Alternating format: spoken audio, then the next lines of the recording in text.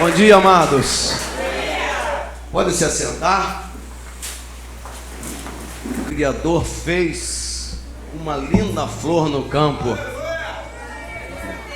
no meio de um deserto. E essa flor somos nós, amados. Nós somos as flores do jardim do Éden do Senhor. Abra sua Bíblia no livro de Joel, capítulo 2, lá no Antigo Testamento. Vamos ajudar os irmãos aí que não têm a palavra de Deus em mãos. Oséias, Joel, Amós, Obadias, lá no final do Antigo Testamento. O profeta Joel foi um profeta, um homem cheio do Espírito Santo, e ele profetizou que o Espírito Santo seria derramado sobre toda a carne. Mas antes ele fala da volta arrebatadora de Jesus Cristo.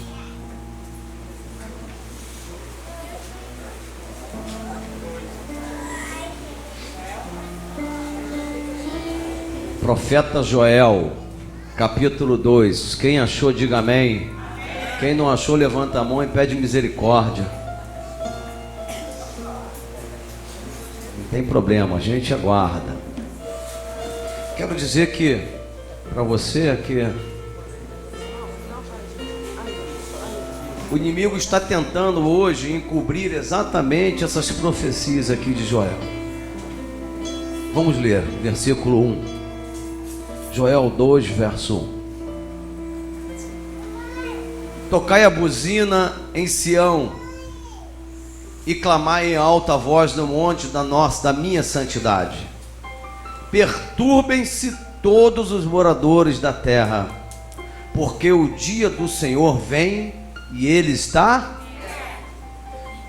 dia de trevas e de tristeza, dia de nuvens e de trevas espessas, como a alva espalhada sobre os montes. Povo grande e poderoso, qual desde o tempo antigo nunca houve, nem depois dele haverá, pelos anos adiante, de geração em geração. Diante dele, está falando de Jesus, tá? Um fogo consome, e atrás dele uma chama abrasa. A terra diante dele é como o jardim do Éden, mas atrás dele é um desolado deserto. Sim, nada lhe escapará. Amém? Dá uma paradinha aí. O profeta Joel, ele está falando da volta iminente de Jesus Cristo. E eu penso que essa volta, ela nunca esteve tão latente aos olhos daqueles que conhecem a palavra como está hoje. A volta de Jesus é sentida no tato para aqueles que conhecem a palavra de Deus. Os dias são maus, as tentações estão ficando insuportáveis, os pecados estão chegando ao seu ápice, assim como aconteceu em Sodoma e Gomorra. O pecado da prostituição, por exemplo, é um pecado que está chegando no seu ponto, eu creio, no cume do seu ponto. Já não existe mais diferença e acepção entre jovens, crianças, adultos, idosos. O inimigo, ele tem confundido e embaralhado todas essas coisas como se fossem uma coisa normal. Por quê? Porque o profeta Joel, há 2, 3 mil anos antes de Jesus Cristo, ele está dizendo: a volta do Senhor vem e ela está perto. Interessante é que ele está falando de Jesus pisando nessa terra. Poucos profetas profetizaram assim, desta forma como Joel. Ele está dizendo que na volta do Senhor, aquilo que está na frente dele parece lindo, mas ele vai queimando. Ele vai andando e vai queimando. E o que se passa por Jesus, atrás ficou abrasado. O que isso significa? Que Deus fará novos céus e novas terras para nós. Deus não vai aproveitar nada que passou pela mão do homem, meu amado. Nada. Tudo vai ser recriado. teólogos confirmam, e eu também, pelo pouco entendimento que tenho da palavra, é que Jesus governará 1000 anos aqui, nessa terra. Só que Jesus fez uma aliança com o homem. Jesus falou que não ia mais encerrar, ou não ia mais acabar com o tempo com água. Ele falou: olha, o que eu fiz na época de Noé, não vou fazer mais. É por isso que você vê o que nos céus, aquilo colorido, chama o que, pessoal? Arco da aliança. Vocês estão espertos, né? Aquilo nunca foi arco-íris. Aquilo se chama o arco da aliança. É a aliança que Deus fez com o homem, a qual ele não destruiria mais a terra com água. Os teólogos, os tarólogos, os religiosos é que põem esse nome de Íris, que é uma deusa da fertilidade, uma deusa grega, para dar o nome a uma coisa tão santa, um pacto de aliança entre Deus e os homens. Toda vez que você olhar para o céu e ver um arco da aliança, já ia eu falar arco-íris, né? Está amarrado isso aí. Toda vez que você vê um arco da aliança, você pode levantar a sua mão e agradecer a Deus, porque você ainda está vivo, porque Ele podia consumir você com água. Ele fez uma aliança com o homem. Mas Pedro disse, o apóstolo Pedro, que a próxima destruição da terra seria com fogo. Levante a sua mão direita e diga comigo: eu não quero estar aqui para ver isso. Não quero. Não quero estar aqui. Nesse mundo nós não temos absolutamente mais nada para aproveitar.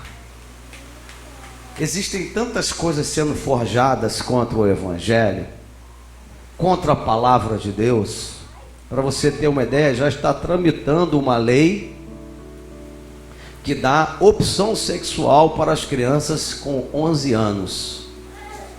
O que é isso, pastor? É a pedofilia legalizada. Existem tantas leis tramitando no Congresso, no Senado, contra o Evangelho, que vocês não têm a mínima noção de quanto o Evangelho já está sendo perseguido no Brasil. E aí, pastor, tem homens de Deus lá no Senado, tem combatendo, tem deputados, tem senadores, tem. Mas vai chegar uma hora que nada disso vai adiantar. Todas essas leis vão passar. Que é isso, pastor? O senhor é muito negativo. Não, eu conheço a palavra. Eu sei que os dias maus vão chegar, que a perseguição vai chegar, que a igreja vai ser chicoteada, surrada. Mas antes que isso aconteça, Ele vai levar a igreja viva. Fala para o seu irmão assim: essa igreja é você, meu amado. Antes que essa perseguição chegue, Ele vai nos levar, e nós vamos encontrar com Ele na glória. E o profeta Joel está dizendo: aqueles que ficar vão ver Jesus caminhar nessa terra. À frente dele vai um fogo queimando tudo aquilo que é desprezível, e atrás dele tudo já está consumado. Mas o que o inimigo tem feito para que esqueçamos a volta iminente do Senhor? Deixa marcado a sua Bíblia aí, deixa marcado aí, Joel, que eu vou voltar aí. E vamos lá em 2 Coríntios, capítulo 4. A grande armadilha de Satanás é fazer com que a igreja pense que esse é o nosso mundinho, a nossa vidinha, o nosso trabalho, a nossa profissão. Não que isso não seja importante, é claro que é importante, mas isso nunca pode ser o foco daqueles que servem ao Senhor, nunca. Vamos ler lá juntos? 2 Coríntios capítulo 4, no verso 1, Paulo diz assim, ó: pelo que, tendo este ministério, segundo a misericórdia que nos foi feita, não desfalecemos, antes rejeitamos as coisas que por vergonha se ocultam, não andando com astúcia e nem falsificando a palavra de Deus. E assim, ou seja, fazendo isso, nos recomendamos a consciência de todo homem na presença de Deus pela manifestação da palavra, da verdade. Mas se ainda o nosso evangelho está encoberto, para os que se perdem está encoberto, nos quais o Deus deste século, Deus está em letra maiúscula ou em letra minúscula? Minúscula. Então está falando aqui de Satanás, do diabo. Ele falou, nos quais o Deus deste século cegou os entendimentos dos incrédulos, para que não lhes resplandeça a luz do evangelho da glória de Cristo, que é a imagem de Deus. Porque não nos pregamos a nós mesmos, mas a Cristo Jesus, o Senhor, e nós mesmos somos vossos servos por amor de Jesus. Palavra do Senhor. O Deus deste século cegou o nosso entendimento. Satanás, ele tem agido com astúcia nesse sentido. A igreja tem esquecido de pregar a salvação, o arrebatamento, o perdão dos pecados. Afinal de contas, hoje, o mais importante para as igrejas cristãs do Brasil é a prosperidade dos seus membros. Quero dizer para você que isso está longe de ser minha prioridade na sua vida. Longe. Porque eu tenho visto que esse Deus da prosperidade, ele não é o meu Deus. Mas pastor, a Bíblia diz que a prosperidade é um dom de Deus. Sim, eu creio nesse dom. Mas eu também tenho a consciência que os dons de Deus são dados limitadamente. Uns falam em línguas, outros interpretam línguas, outros têm espírito de profecia, outros têm espírito de revelação, outro tem espírito, o dom de curar os enfermos, outro tem o dom de expulsar os demônios, e outros têm o dom da prosperidade. Não são todos. Então, quando se prega a prosperidade na igreja, e eu já fiz culto de prosperidade para mais de 300, 400 pessoas, e eu via 400 pessoas se regozijando, pulando, recebendo aquilo.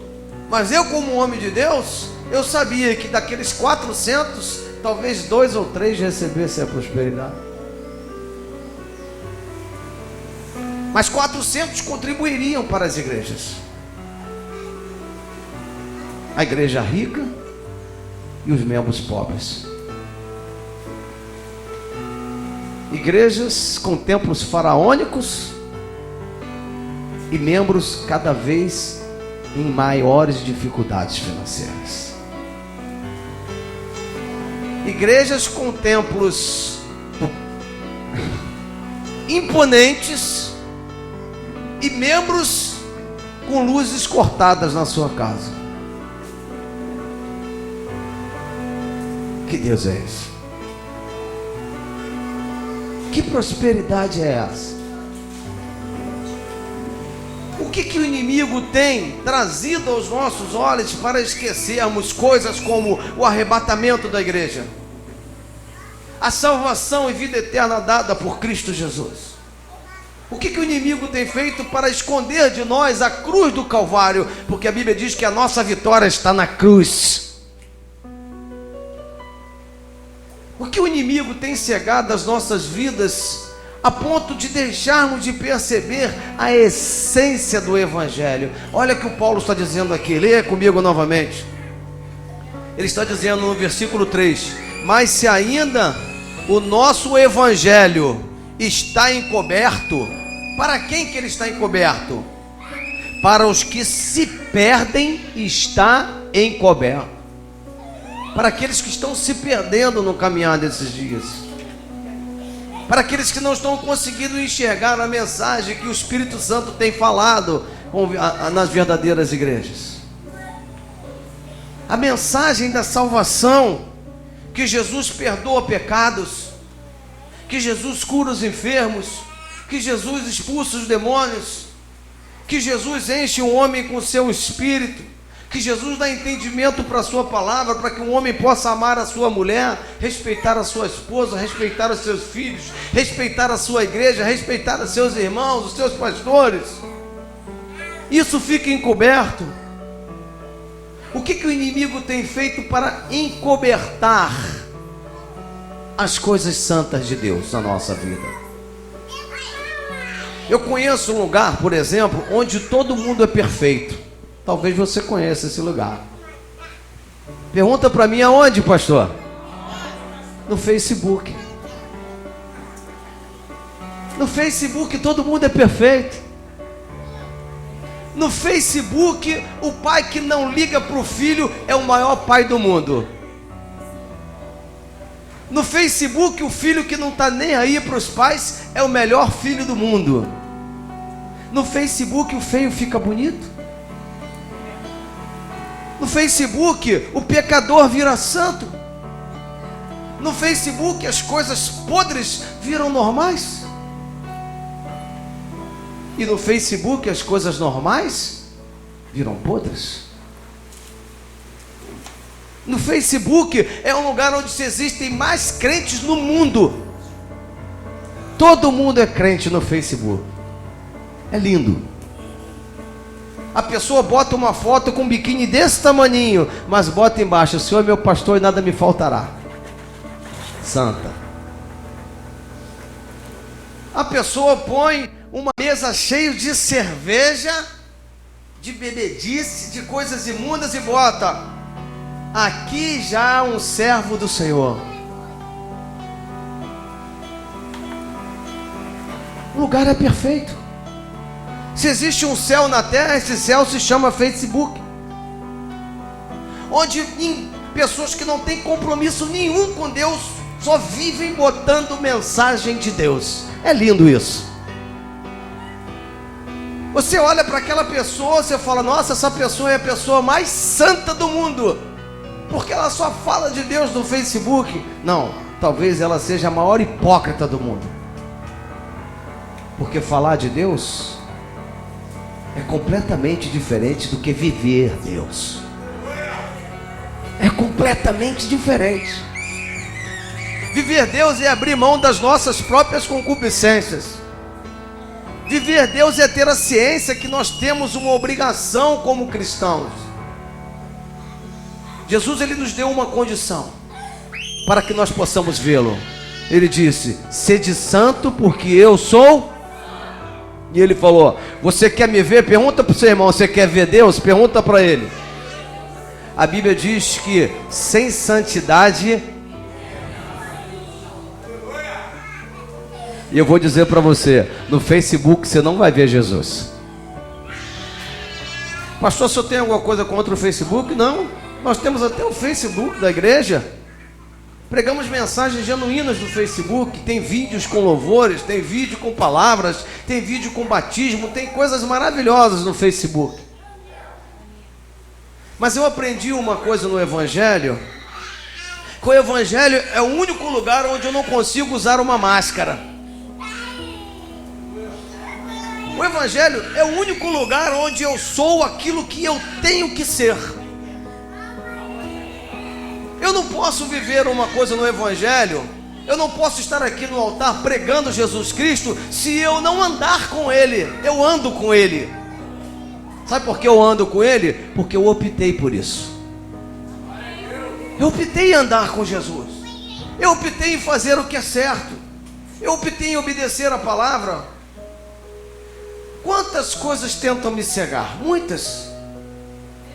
Todo dia é como se o pecado batesse na minha porta. E o Paulo fala isso. Continua lendo aqui comigo. Olha o que ele diz no versículo 11 desse mesmo capítulo. Em Coríntios 4, verso 11, ele fala assim, ó: e assim nós que vivemos estamos sempre entregues à morte por amor de quem? De Jesus, para que a vida de Jesus se manifeste também em nossa carne mortal.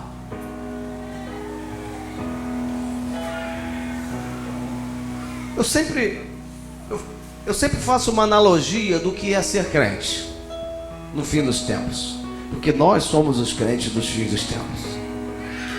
Talvez você nem possa acreditar nisso, talvez você nem acredite no que eu estou dizendo para você, mas eu estou falando para você como pregador do Evangelho. Nós somos os crentes dos últimos tempos.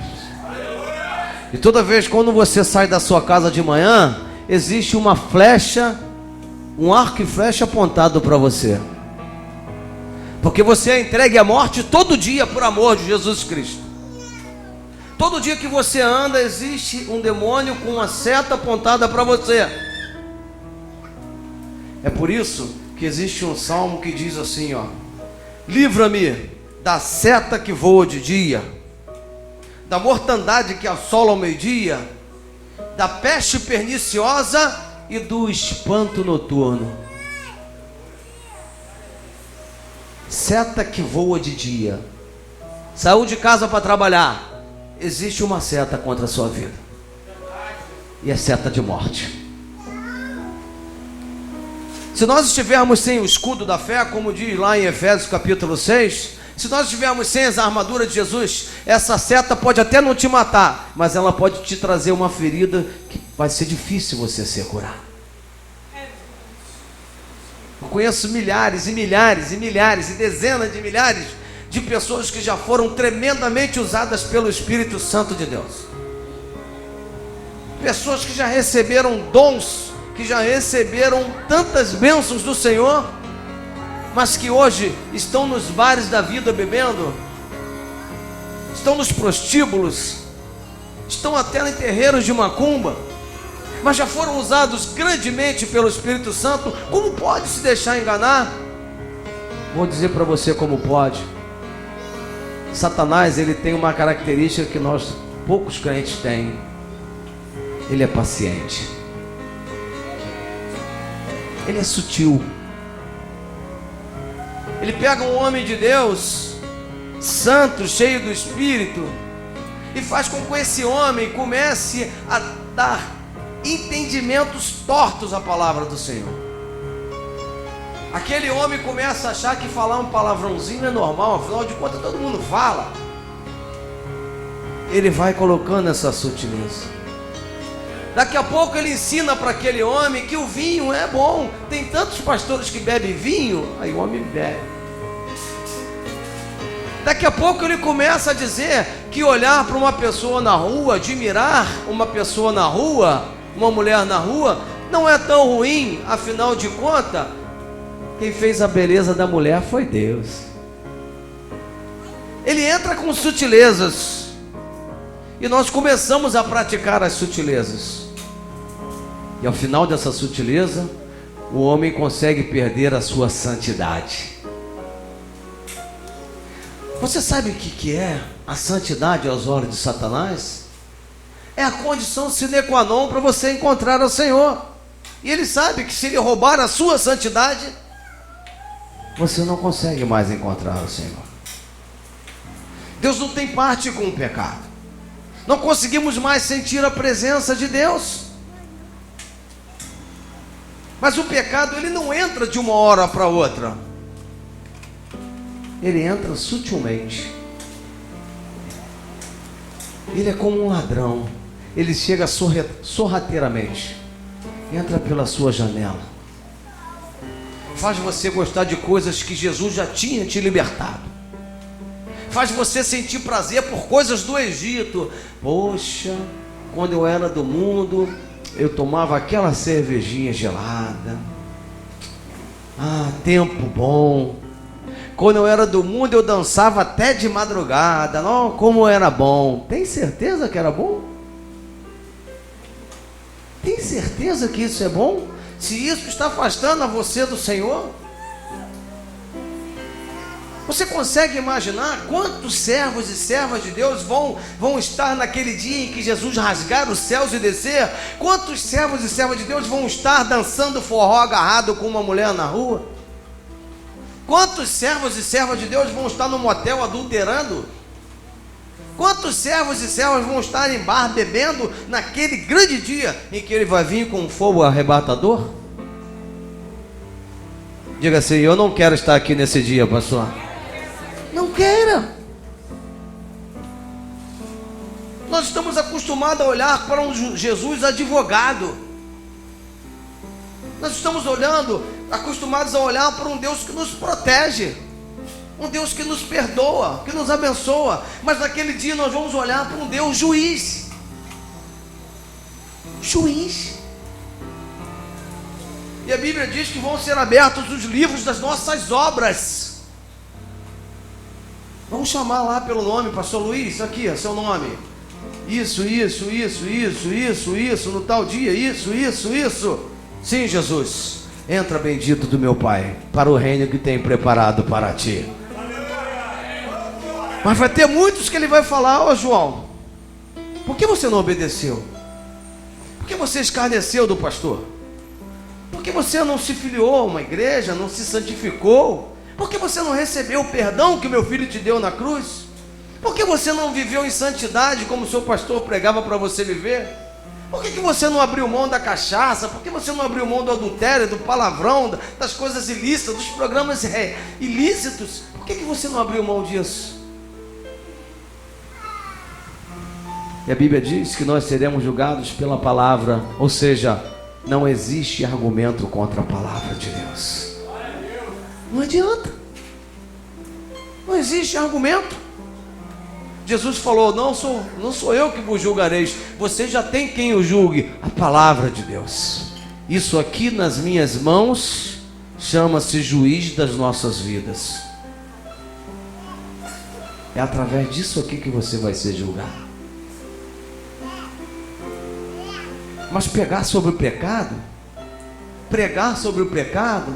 pregar contra o pecado, quantas pessoas não suportaram essa pregação? Quantas pessoas não querem lutar contra o seu pecado? Quantas pessoas preferem continuar dentro da igreja como robôs? Adoro na hora de adorar, oro na hora de orar, dizimo na hora de dizimar, oferto e vou embora. Chego lá fora, continuo na mesma prática. Robô.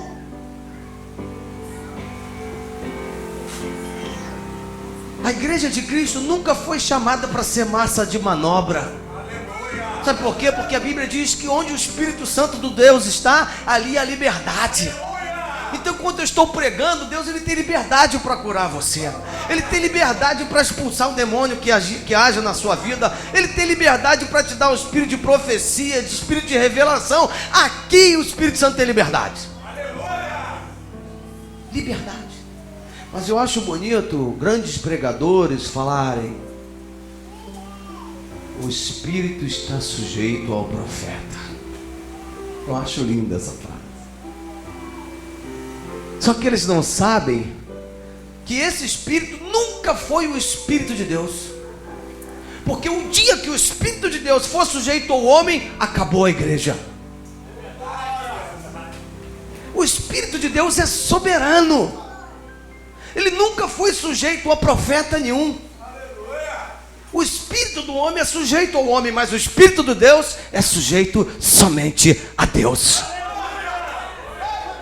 Só a Ele.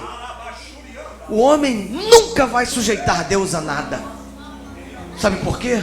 Porque nós somos pó. Do pó fomos formados e para o pó voltaremos. Mas o meu espírito, a minha alma, vai estar com o Criador dos espíritos, com o Pai das luzes, com aquele que me criou para uma vida santa, com aquele que espera a minha reação numa vida santa. Antes, aqueles que fomos iluminados, leia comigo aqui novamente, volta lá para isso ficar bem latente no seu coração.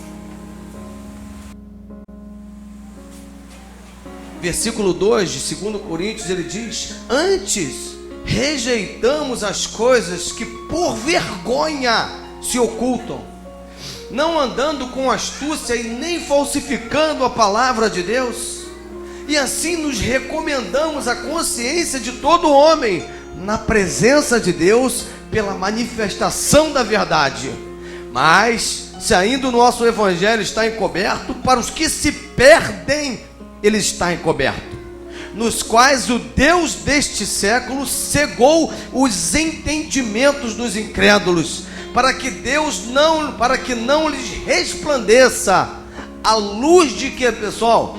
Do evangelho da glória de Cristo, que é a imagem de Deus. A luz do evangelho resplandeça, para iluminar o nosso coração cheio de trevas. O Espírito Santo é o único ser desse mundo que tem poder para tocar aonde homem nenhum pode tocar. onde médico nenhum pode tocar. Ele tem condição de tirar de você amarguras, feridas de 30, 40 anos atrás, que talvez anos de terapia você não consiga tirar. Sabe por quê? Porque Ele sonda os nossos corações. Ele põe a mão onde médico nenhum pode pôr. Ele transforma aquilo que nenhum homem pode transformar. Por quê? Porque Ele procura corações quebrantados, corações que foram purificados, aonde havia trevas foi resplandecido pela luz do Evangelho. Quando ouvimos um Evangelho, nosso coração tem que saltitar de alegria. Por quê? Porque o Evangelho foi feito para mudar os nossos corações. Se estamos dentro da igreja e ouvindo a luz do Evangelho e continuamos as mesmas pessoas, nós não fomos iluminados pelo Evangelho. O nosso coração está dentro do nosso peito, e dentro do nosso peito estamos cheios de trevas.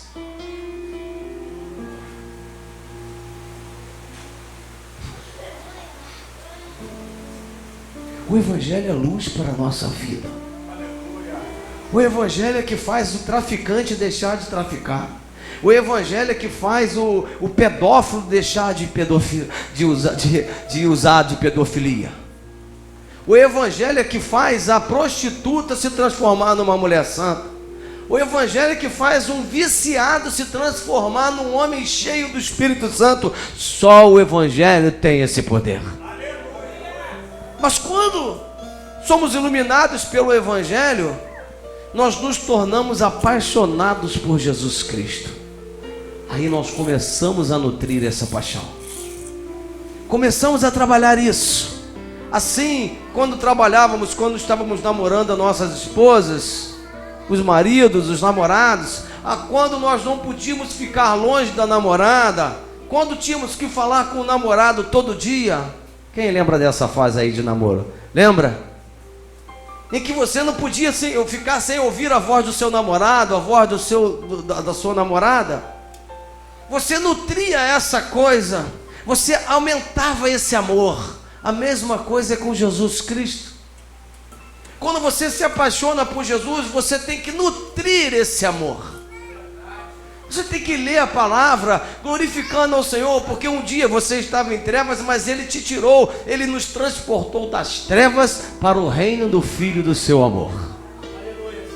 Nós vivemos em meio às trevas, mas não nos misturamos, somos como água e óleo. Podem pegar você e jogar lá no meio de um monte de óleo, um monte de sujeira. Você pode trabalhar até num prostíbulo, você pode trabalhar num lugar terrível, mas você é luz e não se corrompe. As pessoas olham para você e falam: esse homem tem algo diferente, essa mulher tem algo diferente. Você ama tanto Jesus Cristo que você pode viver no meio de uma corrupção, mas você continua professando a sua fé. Eu fico olhando. Esses dias, uns dias atrás, eu estava estudando a morte dos 11 apóstolos de Jesus Cristo. Pedro, Paulo, Tiago, João. Paulo não, né? Paulo foi um outro. E eu pude perceber, duas mortes me chamaram muito a atenção. A morte de Pedro, por exemplo.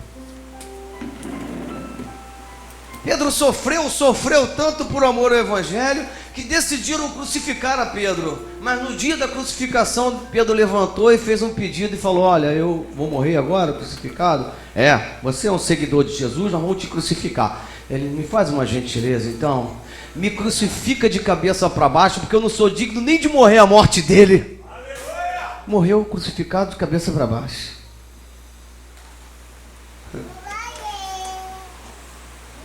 Eu não sei que glória é essa que se pregam para profetas, para homens de Deus, para pastores. Eu não sei que glória é essa. Eu não consigo ver um homem de Deus que confrontou o povo pelos seus pecados ter essa vida que as pessoas dizem que teríamos. Eu não consigo. Eu fui buscar a morte de João, que até hoje não se sabe ao certo. Dizem que João morreu de velhice, mas uma passagem é verídica, que José, um grande historiador da história dos judeus, Diz que que João estava numa tribo, estava a ponto de morrer, queria morrer, matar João, e naquela tribo onde João estava preso, o costume era que os presos morressem no azeite quente. Eles ferviam um caldeirão e jogavam aquele homem lá dentro. E o que aconteceu com João, pastor? Jogaram João lá dentro. Diga graças a Deus. Mas os mesmos homens que jogaram João só tiveram o trabalho de tirar, porque a Bíblia diz não, os historiadores dizem que João nadava no azeite quente. A morte não conseguiu tragar a João. Tiraram João. Tira esse homem daí, que esse homem deve ser um bruxo. Ele não morre. Os historiadores dizem que João morreu de velhice. É por isso que Pedro chamou Jesus e falou: o que vai acontecer com esse aí que inclina a cabeça no teu peito? E Jesus falou para ele: não te importa, Pedro, não te importa o que vai acontecer com ele, não te importa o tipo de morte. Eu fico pensando, como seria bom se a igreja de Jesus vivesse o que a Bíblia diz que devíamos viver, sem diferença, sem denominações, sem diferenças. O líder da igreja tal, o líder da igreja tal, o líder da igreja tal. Eu acho engraçado isso. Foi uma das coisas que eu nunca consegui entender quando eu me converti ao Evangelho. Foi uma das coisas que eu nunca consegui entender, a dissensão entre o próprio Evangelho, a divisão dentro das próprias igrejas. Talvez lá quando eu estiver com Jesus eu vou perguntar para ele consiga me explicar, porque pela palavra de Deus eu ainda não consegui entender isso. Se a Bíblia nos chama de reino de Deus, e um reino subdividido ele não subsistirá. Eu não consigo entender como tantas igrejas ajudam tão pouco a igrejas menores. Eu não consigo entender como projetos não conseguem ser viabilizados entre as denominações para ajudar os órfãos e as viúvas. Porque a Bíblia diz: ajudai os órfãos e as viúvas. Mas parece que foi criado um outro reino dentro de Deus, do reino de Deus. Ajudai a nós mesmos, nós somos os domésticos da fé. Ajuda os domésticos da fé. Reinhard Bonk, um dos maiores evangelistas vivos, ele fez uma cruzada na África onde 1,5 milhão de pessoas aceitou Jesus Cristo. Diga graças a Deus. 1,5 milhão de africanos aceitaram Jesus e confessaram Jesus no papel. Aqueles 1,5 milhão estão lá passando fome. São domésticos da fé. E agora? E agora? São domésticos da fé. Se você buscar denominações que financiam projetos missionários, talvez você encontre pouquíssimas. Mas Deus é um Deus missionário. Deus mandou os profetas nessa terra para fazer missões. Jonas ia morrer se não fizesse missões. Lembra? Barriga da baleia. Deus é um Deus tão missionário que Ele mandou o próprio filho dele para pregar na vinha. Mas as igrejas não querem saber. Tem missionários passando fome. Tem missionários passando fome na Europa, um dos continentes mais ricos do mundo. Tem missionário cristão passando fome. Sabe por quê? Porque a igreja daqui manda um missionário lá para a Europa, para a Alemanha, e lá, se ele não conseguir o próprio sustento, ele se vira. Ele não é de Deus. Volta lá em Joel.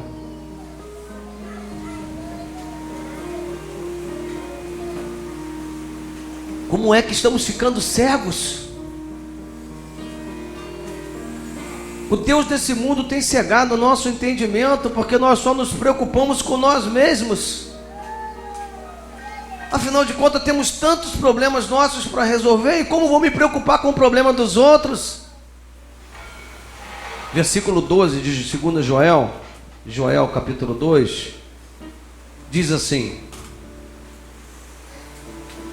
agora sim, ainda assim, agora mesmo diz o Senhor, versículo 12: convertei-vos a mim de todo o vosso coração, e isso com jejuns, e com choro, e com pranto, e rasgai o vosso coração, e não as vossas vestes. Aqui a Bíblia está indo além dos costumes dos judeus. Ele está falando, rasgue o seu coração, porque rasgar as vestes era uma tradição dos judeus. Quando eles queriam se humilhar diante do Senhor, quando eles passavam por um problema grande, eles rasgavam as suas vestes, lançavam pó sobre a sua cabeça, vestiam um pano de saco, se humilhavam. A Bíblia está ensinando exatamente um plus de como nós nos devemos chegar ao Senhor, aplicando jejum, chorando, buscando, rasgando o nosso coração, não só as nossas vestes. E convertei-vos ao Senhor vosso Deus, porque Ele é misericordioso e compassivo, e tardio em irar-se, e grande em beneficência, e se arrepende do mal. Quem sabe se voltará, versículo 14, e se arrependerá, e deixará após si uma bênção, em oferta de manjar e libação para o Senhor vosso Deus. Tocai a buzina em Sião, santificai um jejum, proclamai um dia de proibição, congregai o povo, santificai a congregação, ajuntai os anciãos, congregai os filhinhos e os que mamam, saia o noivo da sua recâmara e a noiva do seu tálamo, chorem os sacerdotes, ministros do Senhor, entre o alpendre e o altar, e digam: poupa o teu povo, ó Senhor, e não entregue a tua herança ao opróbrio, à maldição, para que as nações não façam escárnio dele. Porque diriam entre os povos: aonde está o seu Deus? Então, ou seja, depois do arrependimento, depois do jejum, depois do choro, o Senhor terá zelo da sua terra e se compadecerá do seu povo. E o Senhor responderá e dirá ao seu povo: eis que vos envio o trigo, e o mosto, e o óleo, e deles sereis fartos, e vos não entregarei mais ao opróbrio entre as nações. E aquele que é do norte, ele está falando do inimigo, está falando do diabo mais uma vez, e aquele que é do norte farei partir para longe de vós, e lançá-lo-ei em uma terra seca e deserta, a sua frente para o mar oriental e a sua retaguarda para o mar ocidental, e subirá o seu mau cheiro, e subirá a sua podridão, porque fez grandes coisas. Ele diz assim para nós agora: não temas, ó terra, regozija-te e alegra-te, porque o Senhor fez grandes coisas. No versículo 25, versículo 24 ele diz, versículo 23 ele diz: e vós, filhos de Sião, regozijai-vos e alegrai-vos no Senhor vosso Deus, porque Ele vos dará ensinador de justiça, o Espírito Santo, e fará descer a chuva, a temporã e a seródia no primeiro mês, e as eiras se encherão de trigo, e os lagares transbordarão do mosto e de óleo. Agora pega na mão do seu irmão que está do lado e profetiza sobre ele. O versículo 25 diz assim, e restituir-vos-eis os anos em que foram consumidos pelo gafanhoto, e pela locusta, e pelo pulgão e a oruga, o meu grande exército que enviei contra vós. E comereis fartamente, e ficareis satisfeitos, e louvareis o nome do Senhor vosso Deus, que procedeu para convosco maravilhosamente. E o meu povo não será mais envergonhado. Diz para o seu irmão: acabou a vergonha na sua vida, meu amado. E vós sabereis que eu estou no meio de Israel, e que eu sou o Senhor vosso Deus, e ninguém mais. E o meu povo não será envergonhado para sempre. Aleluia. Levanta a mão do seu irmão e diz: você é um vencedor, meu amado. Meu povo não será envergonhado. O meu povo comerá de se fartar. O meu povo será abençoado na entrada e na saída. Eu vou encher de mosto, de trigo, de óleo, de unção. Quando ele fala de mosto, é unção, presença do Espírito Santo. Mas quando, pastor, vai acontecer isso hoje? Quando nos convertermos verdadeiramente. Quando nos arrependermos verdadeiramente. Quando rasgarmos o nosso coração para o Senhor e confessarmos os nossos pecados. O quanto temos prevaricado quanto à palavra. O quanto temos sido infiéis, o quanto temos sido preguiçosos em buscar o Senhor, o quanto temos sido preguiçosos de abrir um jejum e de proclamar, tocar a buzina de Sião. A buzina é a sua boca é a buzina de Sião, a sua boca é que proclama a volta de Jesus. Eu vivo na fé da volta de Jesus, eu vivo porque eu sei que Ele vai me levar para um lugar melhor. Eu sei porque muito melhor do que uma Land Rover, do que uma Mercedes-Benz, Ele tem preparado carruagem de fogo para mim no céu. Eu vivo naquilo que eu estou hoje, mas almejando para onde eu vou. Porque se eu não crer nisso, a Bíblia diz que o homem que só pensa nas coisas dessa terra é o pior miserável que existe na terra. Está escrito. Você consegue pensar numa pessoa miserável? A pessoa miserável é a que está cheia de miséria, de sovina, de avareza, de egocentrismo, de tudo que é ruim dentro dela mesmo.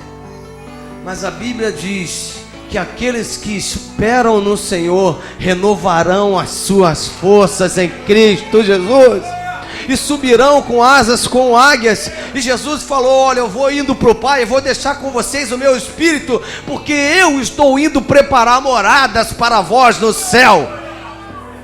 Você consegue imaginar o que Jesus pode estar preparando para você? Mas o príncipe desse mundo quer cegar isso. O Deus desse mundo. Jesus falava para Pedro, Jesus comissionou os discípulos e eles saíam expulsando os demônios, curando os enfermos, ressuscitando os mortos.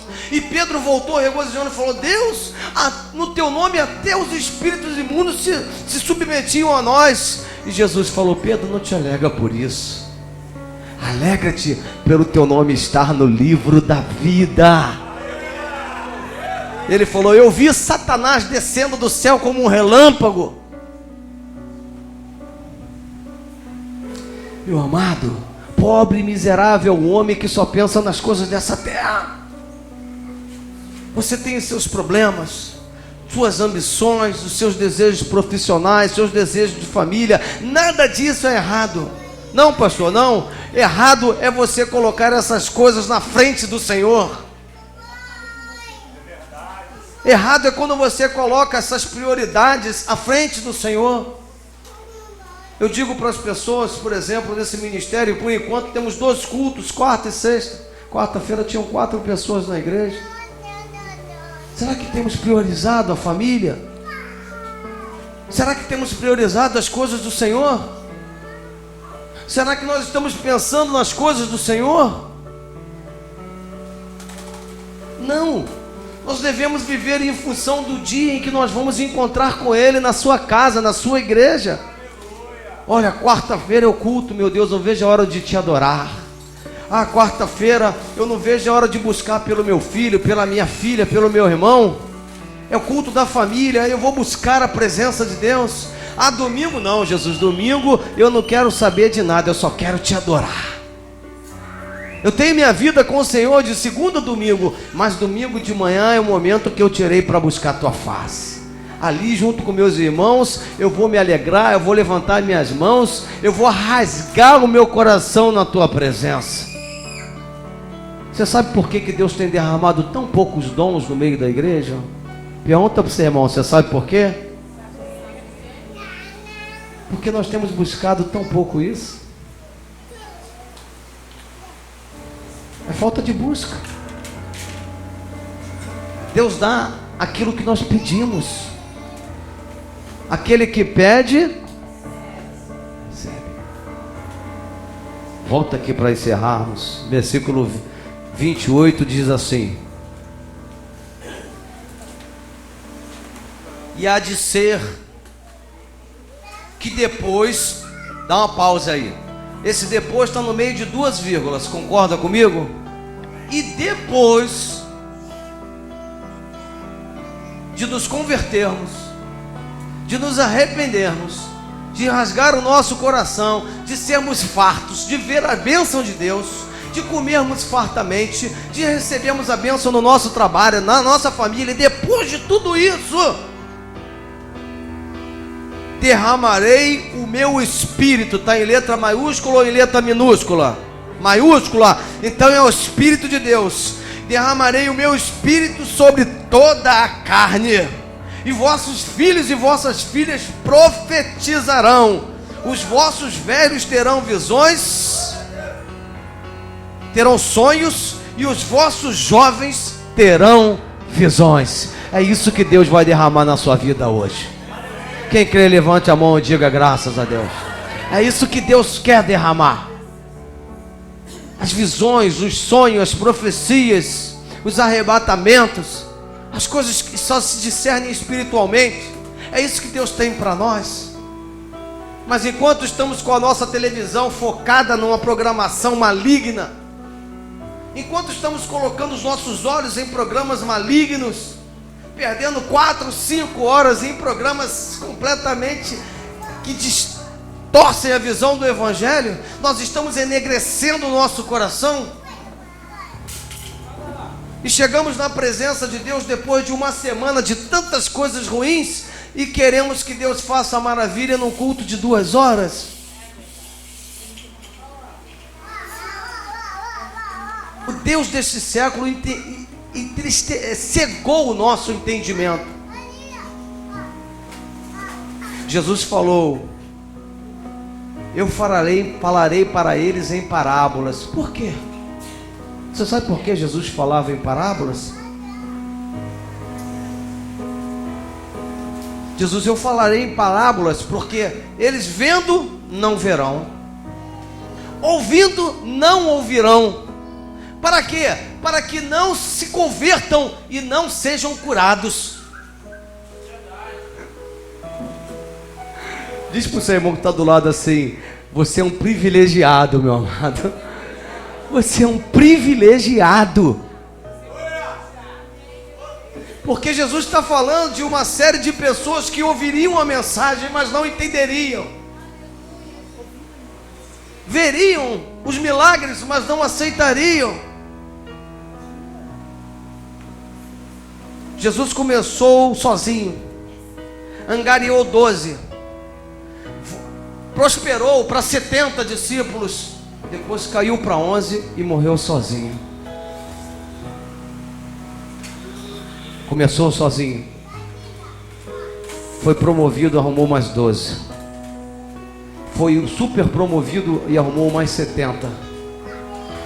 Depois dos 70 caiu para 12, perdeu Judas, foi para 11, e na hora que ele morreu,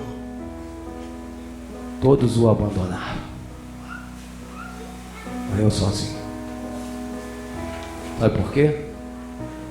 Porque pelo pecado de um homem entrou a maldição na terra, mas pela virtude de um só, milhões e milhões serão salvos. Põe a mão no ombro do seu irmão e fala assim: ó, Deus tem virtude para você, meu amado.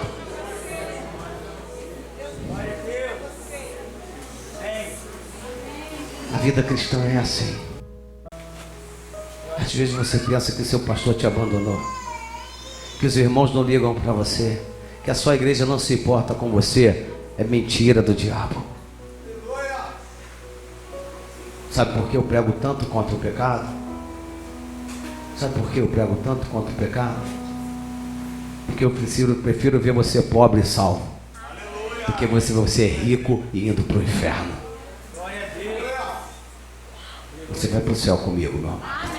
De mão dada. De mão dada. Diga: de mão dada com meu pastor. Você vai para o céu. Sabe por quê? Porque Jesus falou: eles vão ouvir e não vão entender, vão ver e não vão crer. mas a vós, meus discípulos, é dado receber os mistérios do reino de Deus. É para você que Jesus está abrindo o reino dos céus hoje. Enxergue com olhos espirituais quem você é. Enxergue com olhos espirituais o que o príncipe desse mundo está cegando você, para que você não veja a obra que Jesus fez naquela cruz. E foi por você, e foi por mim. Fica de pé. Hoje você vai poder enxergar a obra que o Espírito quer fazer na sua vida. Curve a sua cabeça, feche os seus olhos e tenha liberdade agora para falar com o Senhor. Agora é o momento de você ter a liberdade para falar com o Senhor. É momento de você esquecer as acusações. É momento de você aceitar o perdão da cruz do Calvário. É o momento de você orar. É o momento de você se levantar na unção do teu Espírito, na unção do Espírito de Deus. É momento de você começar a regozijar, discípulo de Cristo. É hora de você ter liberdade no Espírito para orar. Oh, xalabana surianta labassuri becanta labalaxere becanta. Oh, podem orar, obreiros. Podem levantar as mãos para os céus e glorificar aquele que está vivo. É hora de você unir a sua fé com a fé da igreja. É hora de você esquecer. É hora de você glorificar. Oh, aleluias. A Bíblia diz que ninguém mais será envergonhado. Os vossos velhos terão sonhos, os vossos jovens terão visões. Oh, e o Espírito será derramado sobre toda a carne. Xalabalaçuria becanta rabalacerebele balabas. Xurianta labassuri clantereba labassurianta labalaba xerereba labassúria. Você pode adorar, querido. Oh, você não precisa de música, não. Você não precisa de música, você não precisa de louvor, você não precisa de guitarra, você precisa do Espírito. Oh, é hora de você adorar, igreja. Choreanta labassuri cantareba labassurianta rebalabalabachê.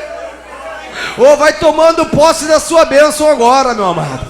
Oh, vai tomando posse e restituir-vos-eis os anos que foram consumidos pelo gafanhoto, pela locusta, pelo pulgão, pela oruga. O meu grande exército que enviei contra vós, e comereis fartamente, ficareis satisfeitos e louvareis o nome do Senhor.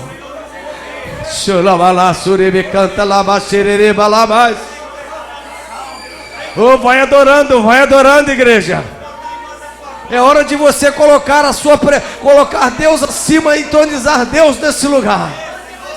Obreiros podem orar pelo povo agora. Oh, podem pôr as mãos e concordar com o povo agora. Xurianta leba laba suriclanta, xurianta leba laba sererebe canta laba laba. Vai adorando, vai adorando, vai adorando. Isso, meu amado. Vai buscando no Senhor a força. Vai buscando no Senhor a graça. Oh, é hora de você levantar-se, homem de Deus. É hora de você se levantar, mulher de Deus. As eiras se encherão de trigo, os lagares transbordarão, diz a palavra do Senhor. Orianta laba suri canta reba laba xerereba laba surianta laba laba xe. Vai adorando, vai adorando, vai adorando, vai adorando. Xurianta leba suri canta xuribicanta laba laba xerereba laba xerereba laba. Oh, meu Deus, vai enchendo esse lugar com a tua presença agora, Jesus. Oh, meu Deus, vai glorificando o teu nome agora, Jesus. Vai enchendo esse lugar, Pai. Oh, aqueles que estão sedentos da tua presença, aqueles que estão sedentos da tua presença, derrama agora. Derrama do teu Espírito, Jesus. Derrama do teu Espírito. Rianta lama suriclanta lama xereanta lama lama xe. Oh, você que fala em línguas, é a hora de se edificar agora. Fale em línguas estranhas agora, meu amado. Se edifique, se edifique. Oriclanta laba suriclanta reba laba xerereba laba laba. Vai adorando, vai adorando, vai adorando, vai adorando. Aleluia, aleluia, Jesus. Oh, Jesus. Oh, Deus maravilhoso. Vai adorando a presença daquele que está vivo, daquele que pode mudar a sua história, daquele que pode mudar a sua vida. Vai adorando, vai adorando, vai adorando. Oh, meu Deus, como ministro do Evangelho, estou derramando a tua bênção sobre essa igreja. Estou derramando a tua bênção sobre cada pessoa que está neste momento, sobre cada coração quebrantado que está buscando a tua face. Eu te peço, tenha liberdade para nos convencer do pecado, do juízo e da justiça. Que o Senhor seja soberano na nossa vida, que o Senhor seja soberano nesse ministério, na vida desse irmão, dessa irmã. Que a tua bênção que enriquece esteja sobre eles, e nela tu não acrescente dores, Pai. Levante a sua mão para o alto e diga assim comigo: eu recebo a restituição que vem de Deus para a minha vida, para o meu futuro. E eu creio que o príncipe desse mundo caiu por terra na minha vida, e o Espírito Santo é soberano em meu coração, em minha alma e em meu espírito. Vamos aplaudir a Jesus bem forte.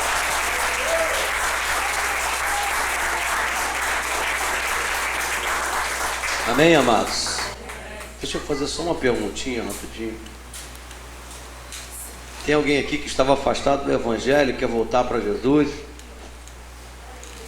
Tem aqui alguém que quer se converter verdadeiramente, entregar o seu coração para o Senhor, não só com palavras, mas entregar a sua vida no Senhor, nas mãos do Senhor, voltar para Jesus? Alguém que estava afastado do Evangelho? Tem alguém aqui que quer aceitar Jesus como Senhor e Salvador das suas vidas? Se você é essa pessoa, se seu coração está queimando, é só você levantar a sua mão que eu vou orar pela sua vida. Se você deseja aceitar a salvação que vem do Senhor, confessar a Jesus como Senhor, único Senhor e Salvador da sua vida, é só você levantar a sua mão que eu vou orar por você e vou te apresentar a Jesus Cristo. Aleluia, Senhor. Tem alguém aqui hoje? Tem alguém que quer receber Jesus como Senhor e Salvador? A Dandara quer receber Jesus? Amém. Vem cá, Dandara.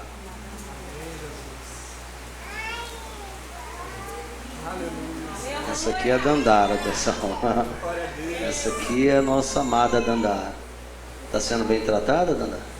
Ah? Já chegou o lanchinho? Vai chegar pela fé, né, Dandara? Vai chegar? Espera aí, Dandara.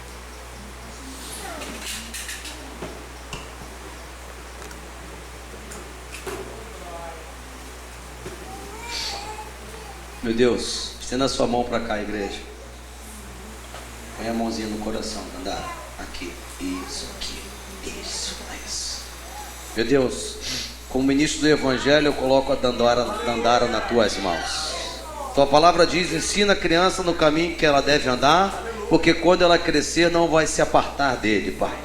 Meu Deus, como ministro do Evangelho, eu imponho minhas mãos no alto da cabeça da Dandara, consagrando ela a Ti, Pai, para que a Dandara possa já, neste momento, pela fé, pertencer única e exclusivamente ao Senhor. Pai, que em nome de Jesus a unção que despedaça todo jugo esteja sobre ela, que Teu Espírito venha ensinar a Dandara a andar nos caminhos em que ela deve andar, que vai Te agradar, em nome de Jesus. Dandara, não? Diz assim comigo, Jesus. Jesus, eu Te recebo como meu único e Senhor e suficiente Salvador. Escreve meu nome no livro da vida do Cordeiro. Perdoa meus pecados e a partir de agora eu confesso que Tu és Meu único Deus. meu único Deus. E eu sou E eu sou a Tua filhinha a Tua filhinha querida querida Dandara. Dandara. Abençoado em nome de Jesus.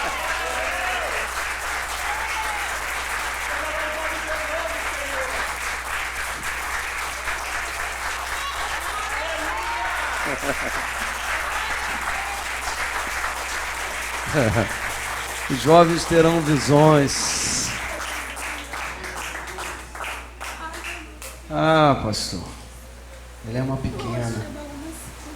É desde criança que se ensina quem é Jesus, meu irmão. Se eu tivesse aprendido quem era Jesus quando criança, talvez eu não tinha cometido tantos erros na minha vida. Tem mais alguém que quer entregar a sua vida para Jesus, como a Dandara fez? A Bíblia diz: se você crê que Jesus é o Filho de Deus e que Ele ressuscitou dos mortos, você será salvo. Com o coração se crê para a justiça e com a boca se confessa para a salvação. Pastor, eu nunca confessei Jesus como Senhor e Salvador da minha vida. É hoje. A Bíblia diz que quando confessamos Jesus, o nosso nome é escrito no livro da vida, com o sangue do Cordeiro. Vou perguntar mais uma vez: tem mais alguém aqui que quer entregar a sua vida para Jesus?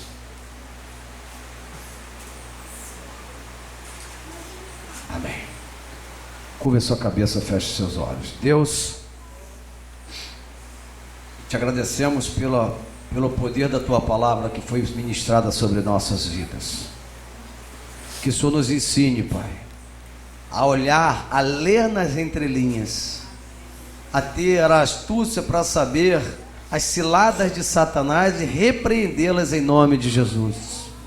E andarmos na salvação, em novidade de vida, como é interesse do Teu Filho Jesus que nós andemos, Pai. Nos ensina a caminhar segundo os preceitos da Tua palavra.